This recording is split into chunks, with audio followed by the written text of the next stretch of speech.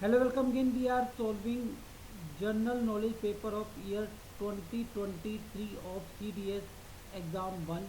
Question number 32 is if India enters into free trade agreement FTAs with other nations, then the growth of exports of India would depend upon which of the following? 1. Extent to tariff reduction vis-a-vis MFN tariff. 2. Extent of relaxation in terms of rules of origin. 3. Extent of relaxation in sanitary and phytosanitary measures. 4. Level of infrastructure in India. 5.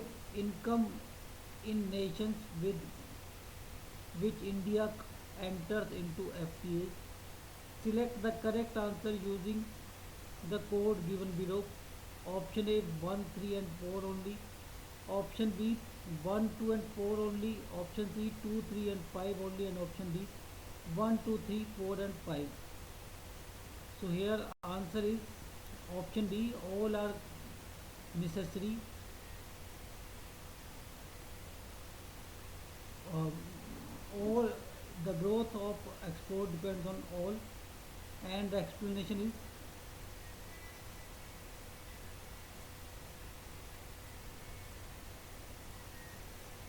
so first about first statement, the extent of tariff reduction vis-a-vis MFN most favored nation tariff is a critical factor in determining the growth of exports under free trade agreements FTAs. Tariff reduction can make exports more competitive in the market of FTA partners. So first statement is correct. Extent of tariff reduction vis-a-vis MFN tariff. Second statement is extent of relaxation in terms of rules of origin. Extent of relaxation in terms of rules of origin. Easier rules of origin under FTA can facilitate Indian exporters in qualifying for preferential treatment, thereby enhancing exports. Okay.